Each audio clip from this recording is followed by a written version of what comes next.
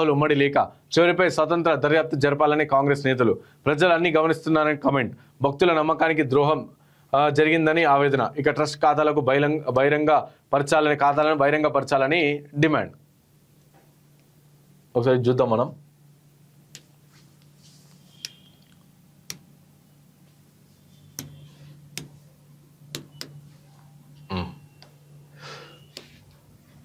So Srirama జన్మభూమి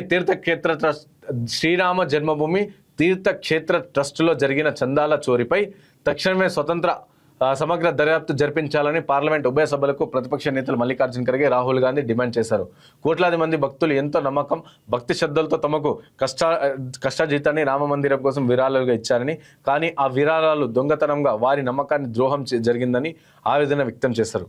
ఈ మేరకు ఆదివారం ప్రధాని నరేంద్ర మోదీకి ఒక ఉమ్మడి లేఖ రాశారు. దీన్ని ఖర్గే ఎక్స్లో పోస్ట్ చేశారు. సో ఇట్లా ఈ విధంగా అయోధ్యలో మనం ఇచ్చిన పైసలన్నీ కూడా చోరీకి గురైన పరిస్థితి. సో దీంట్లో కొంతమంది ఏమంటారు, బీజేపీ పార్టీకి సంబంధించిన నాయకులు కొంతమంది ఏమంటారు, ఈ ట్రస్ట్కి సంబంధించిన వాళ్ళు హిందువుల పైసలు హిందువులు దోచుకున్నారు, దాంట్లో తప్పేముందని చెప్పి ఒక్కడు మాట్లాడతారు. ఇంకొక ఎమ్మెల్యే ఏం మాట్లాడతారు, ఏదైతే చోరీకి గురైన 2,000 కోట్ల పైసలు ఏవైతే ఉన్నాయో, సో ఆ 2,000 కోట్ల పైసలు అంట ప్రజలు కష్టపడి సంపాదించిన పైసలు, అక్రమంగా సంపాదించిన పైసలు అయి ఉండొచ్చు, అందుకని ఆ పైసలు చోరీకి గురైనాయి అని చెప్పేసి ఎమ్మెల్యే మాట్లాడతాడు.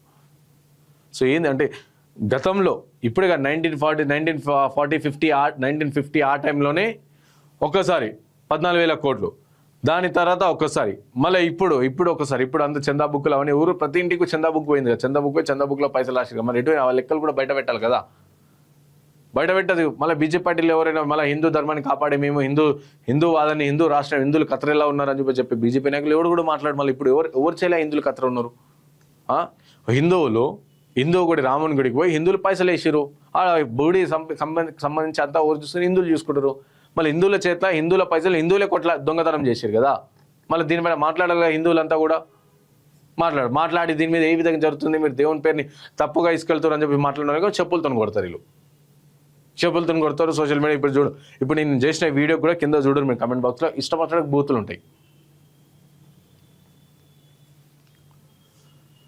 సో ట్రస్ట్ నియామకాల్లో కేంద్రం పాత్ర, సుప్రీంకోర్టు ఆదేశాల మేరకు ఈ ట్రస్ట్ను ఏర్పాటు చేస్తున్నట్లు ప్రధాన పార్లమెంట్లో ప్రకటించినప్పటికీ అందులో సభ్యులందరికీ కేంద్ర ప్రభుత్వమే నియమించిందని ఖర్గే, రాహుల్ గుర్తు చేశారు. ఈ ట్రస్ట్ సభ్యులకు RSS, VHPలతో ప్రత్యక్ష సంబంధాలు ఉన్నాయని లేఖలో పేర్కొన్నారు. మరి మీరేం చేశారు అప్పుడు? పార్లమెంట్ ప్రకటించినప్పటికీ అందరితో సంబంధాలు ఉన్నాయని మీకు తెలిసినప్పుడు మరి మీరేం చేశారు అప్పుడు? కాంగ్రెస్ పార్టీకి సంబంధించిన నాయకులు మీరేం చేశారు? ముఖ్యంగా తీవ్ర అవినీతి ఆరోపణలు ఎదుర్కొంటున్న పదవి కోల్పోయిన ట్రస్ట్ మాజీ ప్రధాన కార్యదర్శి, ప్రధానికి అత్యంత సన్నిహితుడైన ప్రతిపక్ష నేతగా నేతలు ప్రస్తావించారు. ఇంత పెద్ద కుంభకోణం జరుగుతున్నా ప్రధాని మోదీ మౌనంగా ఉండటం ఏమాత్రం ఆమోదయోగ్యం కాదని, ఈ విషయంపై జవాబుదారీతనం వహించాలని, బాధ్యత పూర్తిగా ప్రవహించాలని అని చెప్పేసి కేంద్ర ప్రభుత్వంపై ఉందని మండిపడ్డారు. ఇప్పుడు ఎవరు మాట్లాడు, ఇదే మన పక్క రాష్ట్రంలో ఆంధ్రప్రదేశ్లో తిరుపతి లడ్డు అసలు అందులో కల్తీ జరగలేదని చెప్పేసి డైరెక్ట్ కోర్టు చెప్పింది. అయినప్పటికీ అందులో కల్తీ జరిగిందని చెప్పేసి ఇక్కడ ఏపీకి సంబంధించిన హిందూ నాయకులతో పాటు ఇటు మోదీ కూడా కమెంట్ చేసిన ఒకనొక టైంలో. మళ్ళీ అయోధ్యలో జరిగినప్పుడు కమెంట్ చేయాలి కదా. Where is that unapologetic Sanatani Hindu? ఎటువైనా ఆయన కరెక్టే కదా బ్రో, అన్అపాలజెటిక్ సనాతని హిందూ అంతే కదా. సో ఎటువంటి మళ్ళీ ఇది మాట్లాడేది అయోధ్యలో జరుగుతున్నారు మాట్లాడాలి కదా. ఎటువంటి ఇప్పుడు ఈ హిందూ అంటే సనాతన ధర్మం కాపాడడానికి ఇంకా జనసేన నాయకులు అంటే తెలంగాణలో ఈ విధంగా జరిగిన అవన్నీ వ్యాఖ్యలు అవన్నీ చేసినప్పుడు జననాయకులు అన్నారు అందరూ. మళ్ళీ ఇప్పుడు మాట్లాడారు అయోధ్యలో పైన జరిగిన దాన్ని ఖండిస్తున్నామని చెప్పి ప్రెస్ మీట్ పెట్టరు. అంటే మీకు ఇష్టం వచ్చినప్పుడే మీరు మాట్లాడితే మీకు సంబంధించిన వాటికే మాట్లాడుకొని ప్రజలకు అవసరమైన హిందువుల మనోభావాలు ఇప్పుడు హిందువుల మనోభావాలు ఇప్పుడు దెబ్బతిన్నాయి. మేము కష్టపడి ఒక్క రూపాయి కూడగట్టుకొని దేవుని గుడి కడతారేమో, దేవునికి కావాలి అని చెప్పేసి మాకు ఇల్లు లేకపోయినా పర్లేదు కానీ రామునికి ఇల్లు కావాలి, రాముడికి ఇల్లు కావాలని చెప్పేసి మేము పైసలు పంపేసి ఆ పైసలను ఇప్పుడు చోరీ చేసుకుని ఇంకొకటి ఇల్లు కట్టుకోండు. మళ్ళీ హిందూ పైసలు హిందువులే దొంగతనం చేసి తప్పేముందని కూడా మాట్లాడుతుండు. ఇప్పుడు మాట్లాడాలి కదా వీళ్ళు. అక్కడ నామంతరంగా సిట్ ఏర్పాటు చేసిరు. 2,000 కోట్లు స్కామ్ అయితే అందులో 1 కోటి రూపాయలు వసూలు చేసిరంట. మళ్ళీ ఇంకా మిగతా 1,999 కోట్లు ఎటువైనాయి మళ్ళీ చెప్పాలి కదా. నిందితులను కఠినంగా శిక్షించాలి. భక్తుల కానుకలకు సమర్పించిన నగదు, బంగారం, వెండి తదితర ఆర్థిక వ్యవహారాలన్నింటిపై వెంటనే స్వతంత్ర దర్యాప్తు ఆదేశించాలని ఖర్గే, రాహుల్ డిమాండ్ చేశారు. భక్తుల సొమ్మును ఎలా వినియోగించారో ప్రతి ఒక్కరికి తెలిసేలా విచారణ నివేదికలు, ట్రస్ట్ ఖాతాలను వెంటనే బహిర్గతంగా చేయాలని చెప్పేసి డిమాండ్ చేశారు.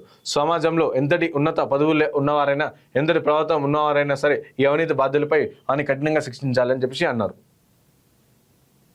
సో ఇట్లా ఈ విధంగా కాబట్టి మేము కూడా అంటాం క్షత్రియంగా శిక్షించాలి. అవసరమైతే ఆ ట్రస్ట్ని అంతా తీసేసి మన కొత్త ట్రస్ట్ని ఏర్పాటు చేయాలి. సో ప్రాపర్గా దేవుణ్ణి, మా హిందువుల మనోభావాలను కాపాడుతూనే పెట్టాలి. అండ్ ఈ స్కామ్, ఈ అయోధ్య సంబంధించిన రామ మందిరం స్కామ్ ఎంత ఆనం జరుగుతుంది, ఎప్పటి నుంచి జరుగుతుంది అని చూసి డీటెయిల్ ఒక ఇంటర్వ్యూ కూడా మేము చేసినాం. అది కూడా కాలేజీ ఒకవేళ మీకు ఆ ఇంటర్వ్యూ కూడా చూడాలంటే ఒకసారి కమెంట్ బాక్స్లో మీరు కమెంట్ చేయండి, ఒకసారి ఇంటర్వ్యూ పంపండి అని చెప్పేసి. ఏ సంవత్సరం నుంచి జరుగుతుంది, మళ్ళీ ఎన్ని పైసలు జరుగుతున్నాయి, ఎన్ని వేల కోట్లు జరిగినాయి, ఏమేమి జరిగినాయి అవన్నీ కూడా డీటెయిల్గా ఇంటర్వ్యూలు ఉంది, మనకి ఆధారాలతో సహా ఇంటర్వ్యూలు చేసినాం మనం. సో ఒకవేళ మీకు ఎవరికైనా సరే ఒకవేళ చూడాలని ఆసక్తి ఉంటే కమెంట్ బాక్స్లో కమెంట్ చేయండి, ఆ ఇంటర్వ్యూ లింక్ని మేము పెడతాం.